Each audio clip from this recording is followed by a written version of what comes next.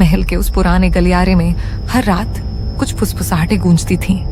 दीवारों पर समय की दरारें उभर आई थीं और हवाएं अजीब सी सिसकियों के साथ बहती थीं। उस रात भी कुछ अलग नहीं था, सिवाय इसके कि आकाश पर चांद लाल था और महल की खिड़कियों से कोई अदृश्य छाया झांक रही थी। राजा रणजीत सिंह, जिसे कभी वीरता का प्रतीक कहा जाता था, अब भयभीत आंखों से अंधेरे में झांकता था।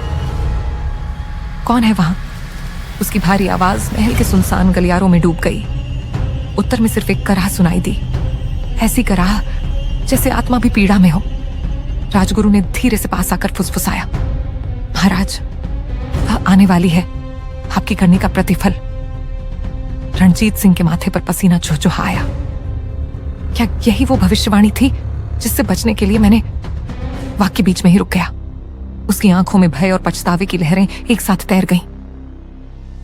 सालों पहले राजगुरु ने चेतावनी दी थी, रानी मेहरुनिशा का गर्भ आपके वंश का सर्वनाश करेगा।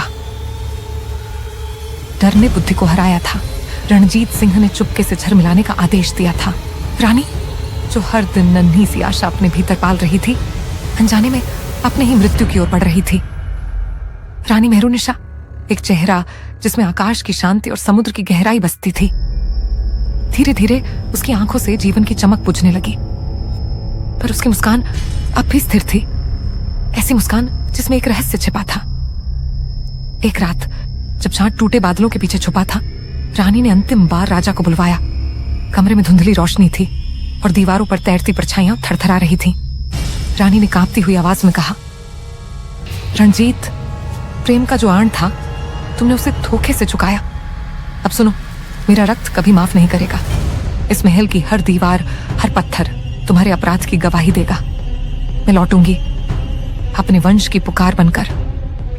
उसके शब्दों में न शोक था, न भय, केवल अटूट शपथ की ठंडक थी। रानी की आंखें स्थिर हो गईं और कमरे में एक अजीब असहनीय ठंडक छा गई। उस रात के बाद से महल में अजीब घटनाएं शुरू हो गईं। दीवारों से रक्त बहता दिखता, खिड़कियों के पार परछाइयां मंडराती और रणजीत सिंह हर रात रानी की चीखों से जाग उठता। फिर एक रात महल के सबसे पुराने कक्ष से भयावह हंसी गूंजने लगी।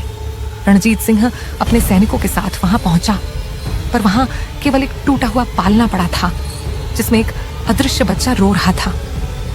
तभी धुंध से रानी मेहरुनिशा की धुंधली आकृति उभरी। वही सौम्य चेहरा, पर आंखों में भयंकर अग्नि थी। उसकी आवाज गूंजी, रणजीत, वंश का दीपक बुझ चुका है, अब अंधकार ही तुम्हारा भाग्य है।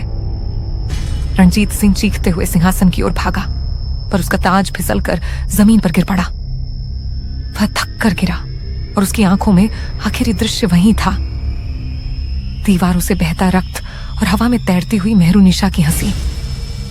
सुबह जब सेवकों ने दरबार का द्वार खोला तो उन्हें सिंहासन खाली मिला। केवल एक पुरानी सड़ी हुई पालकी झूल रही थी और एक शिलालेख उभरा था, धोखे का वंश कभी नहीं फलता।